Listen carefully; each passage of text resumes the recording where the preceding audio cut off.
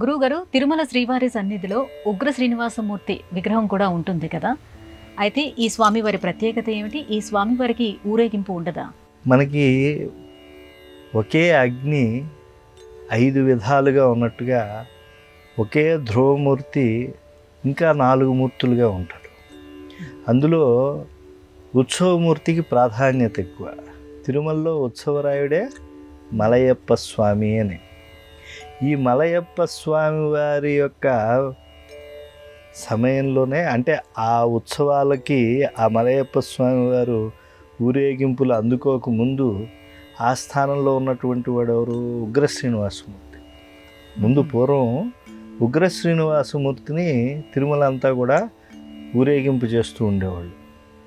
కానీ ఒకసారి ఊరేగింపు చేస్తూ ఉంటే సూర్య భగవానుడి యొక్క కిరణాలు వచ్చాక చేశారు. అంటే పూర్వమే చేసేసేవాళ్ళు రోజు, కానీ సూర్య భగవాను కిరణాలు వచ్చాయి.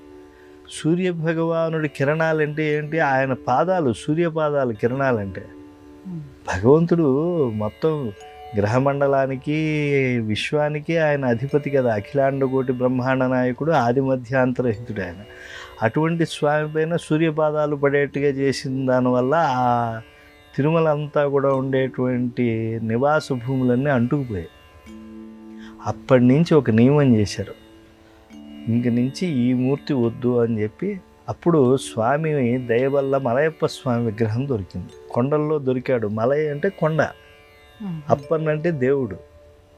మీరు అన్నమయ్య పాటలో కూడా ఉంటారు కదా, ఎల్లలోకములకు అప్పడగు తిరువేంకటాద్రీషు గంటి అని. అలాగా అప్పన్ అంటే స్వామి. ఆ మలైలో అంటే ఆ కొండలో దొరికాడు ఆయన. ఆయన ఎక్కడుంటాడో ఆయన ఉనికిని ఆయనే చెప్పారు.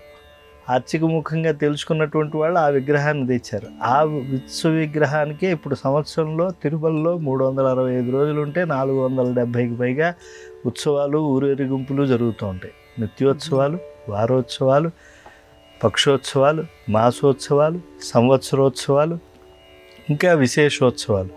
అన్నింటిలో కూడా అందుకునేటువంటి ఉత్సవరాయుడు ఎవరు అని అంటే మలయప్ప స్వామివారు. కానీ ఒక్క కైసిక ద్వాదశి అని వస్తుంది. ఆ ఉత్సవం రోజున బ్రాహ్మీ ముహూర్తముతో ఇంచుమించుగా పరిపూర్ణమైపోయేట్టుగా పూర్వ బ్రాహ్మీ వేళ ప్రారంభించి మాడవీధుల్లో దివ్యమైనటువంటి ఈ ఉగ్ర శ్రీనివాసమూర్తిని ఊరేగింపు చేయటం, ఆయన దగ్గర మళ్ళా కొలువు చేసి, అంటే సన్నిధానం చేసి ఈ యొక్క కైసిక ద్వాదశి పురాణం వినిపించడం ఆ ఒక్కరోజు చేస్తారు. మిగతా అప్పుడంతా స్వామి ఆయన ఆనంద నిలయంలోనే ఉంటాడు. కాబట్టి ఆయన ప్రత్యేకత ఏంటంటే, ప్రత్యేకంగా ఆయన్ని చూసి నమస్కరించినటువంటి వాళ్ళందరికీ కూడా ఎటువంటి దుఃఖాదులు లేకుండా, అంటే ఒకవేళ మనకి కర్మ పరంపరలు లాంటి జన్మ పరంపరలు ఉన్నా ఏ జన్మలో కూడా తీవ్ర దుఃఖాలు పొందకుండా రక్షించేటువంటి వాడు ఉగ్ర శ్రీనివాసమూర్తి. కాబట్టి ఆ ఉగ్ర శ్రీనివాసమూర్తికి ఒక్కరోజు ఊరేగింపు మాత్రమే ఉంది. అది కైసిక ద్వాదశి రోజు.